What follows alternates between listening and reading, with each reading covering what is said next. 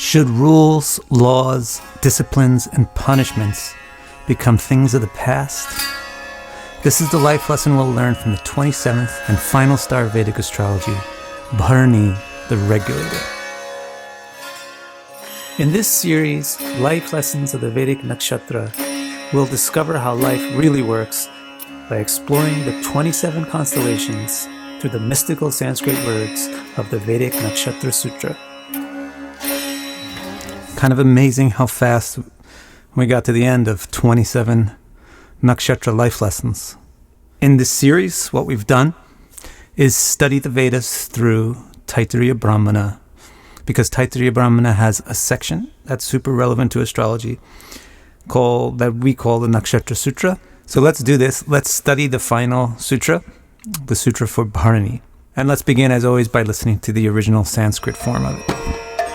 Yamasya Bharaṇī apakashanta prastat apavahando vastat. Yamasya Bharaṇī apakashanta prastat apavahando vastat. So the statement in Sanskrit is Yamasya Bharaṇī apakashanta prastat apavahanto vastat.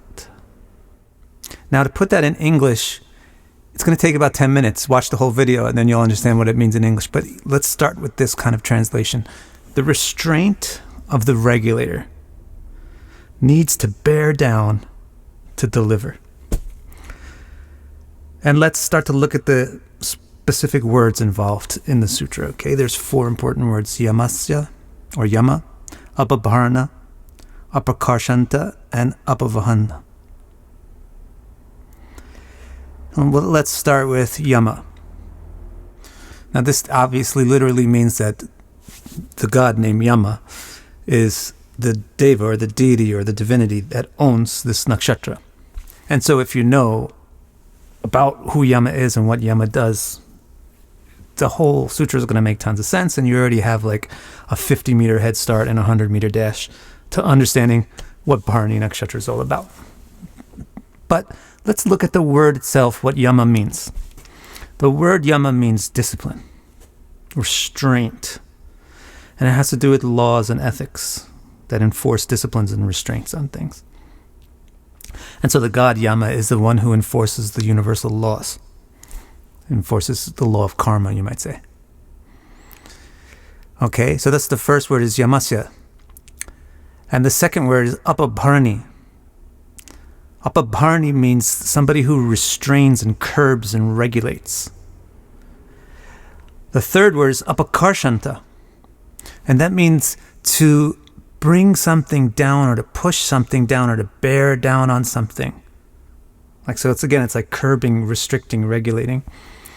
And then the fourth important word is apavahanta, which means to deliver downward, to deliver it down. Since the nakshatra belongs to Yama, and since Yama means restrictions, laws, morals, principles, discipline, then you know that's the basic nature of this nakshatra. The basic nature of this nakshatra is keeping things within acceptable boundaries. It's ensuring that things go in a disciplined, responsible manner. So that's the nature of this nakshatra. It wants some good thing to flourish, and for that sake, it's going to hold things down and not let certain things happen that would interfere with that good thing.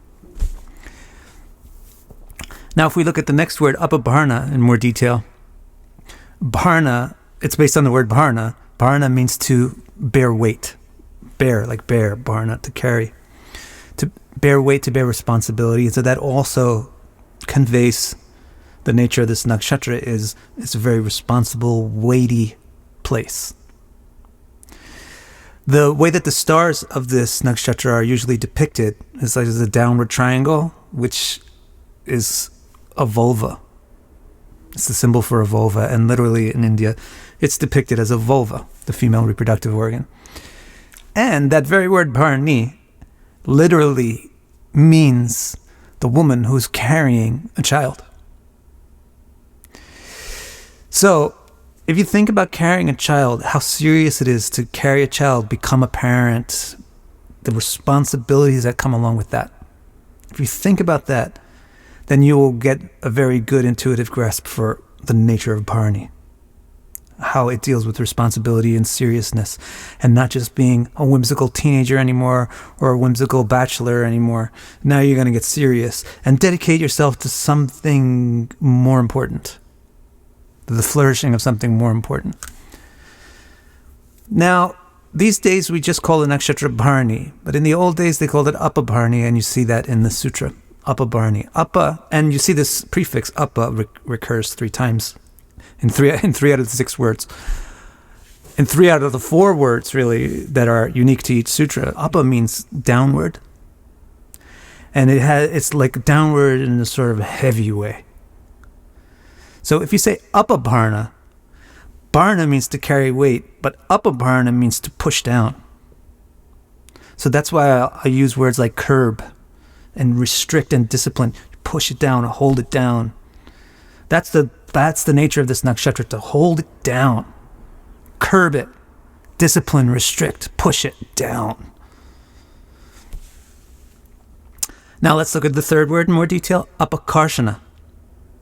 Karshan means to drag something, to pull something, or to hold it. Like if you crumble something together and make it stick together, it's karshana.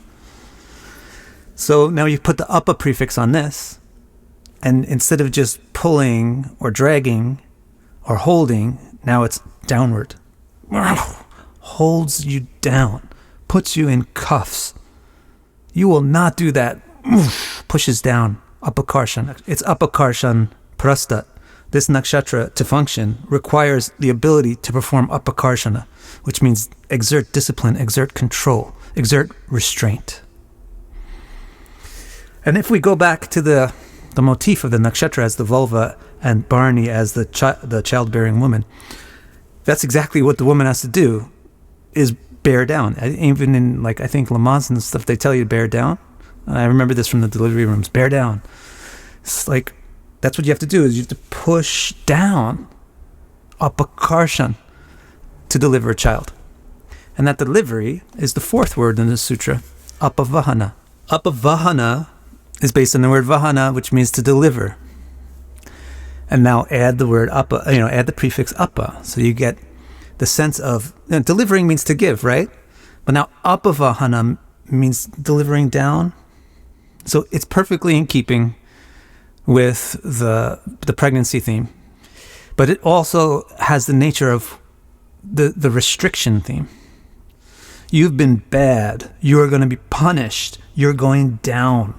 Apavahana. I'm sending you to the hells.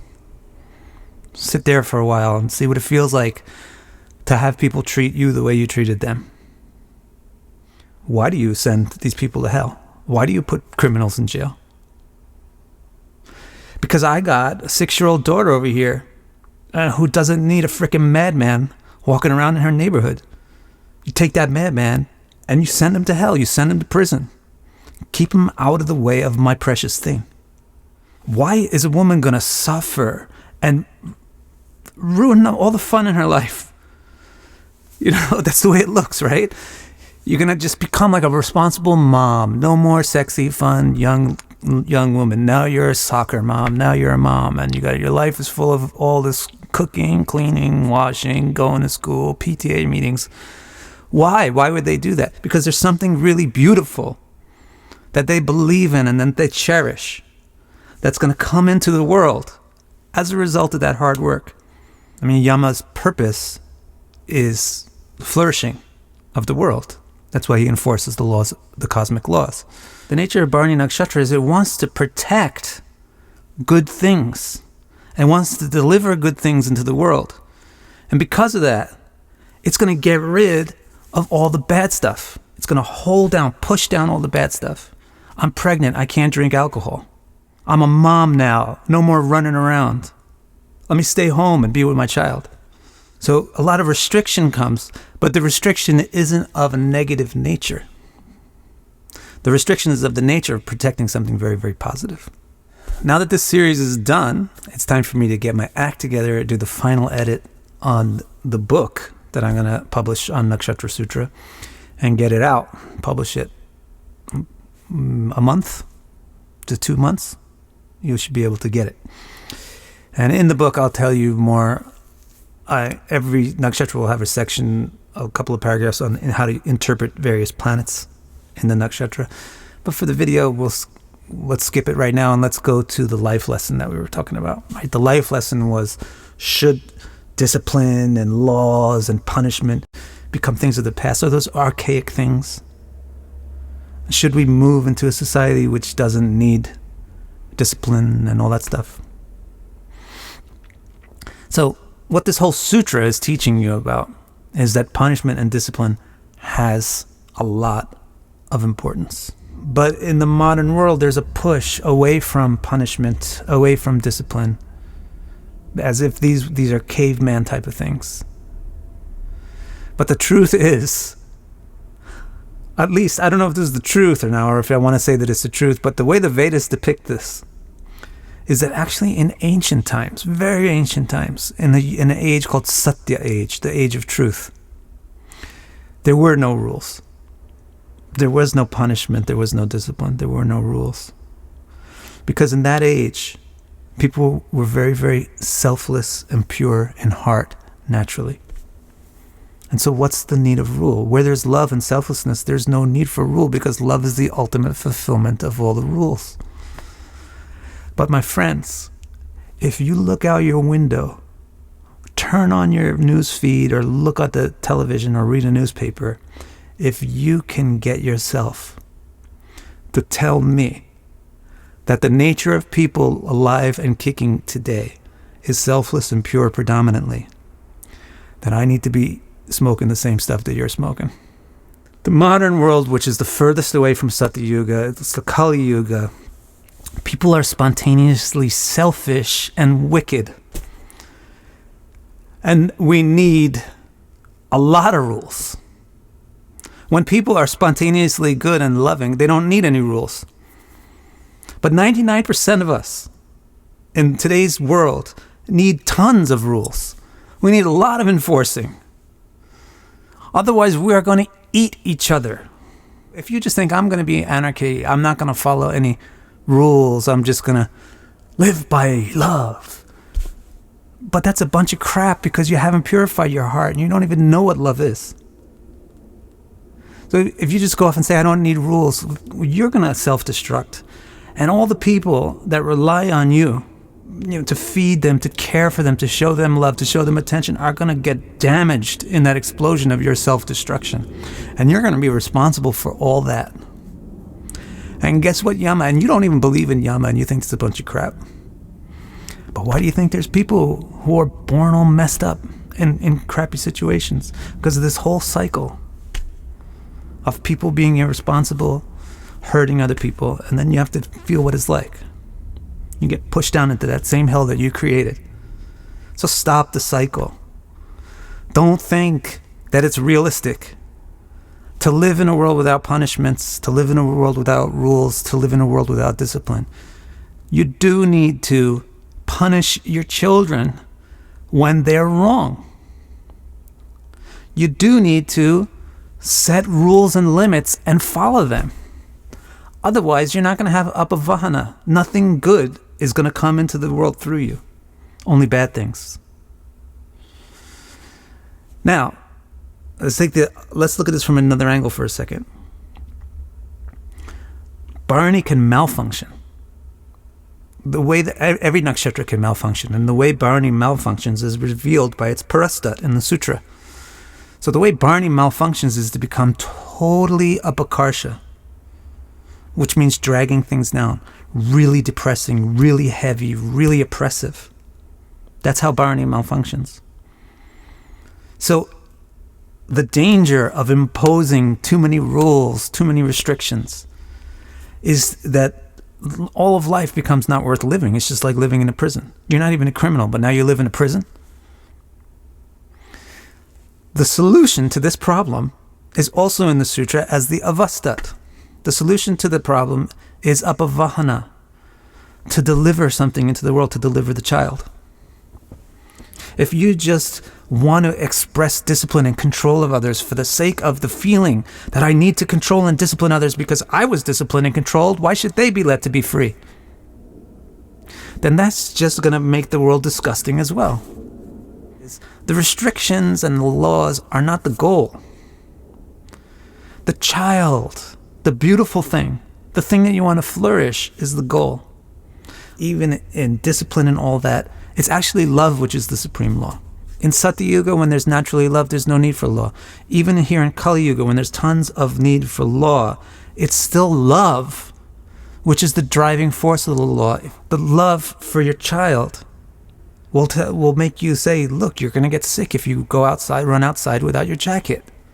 No, you can't go outside without your jacket. You will impose limits, basic limits, simple limits.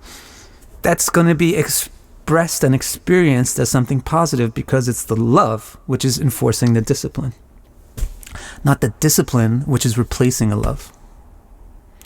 Don't miss the life lessons from the other 26 star clusters of Vedic astrology. Subscribe to my channel now. And keep your ears up for announcements about the release of this book and the next online classes about it. Thanks.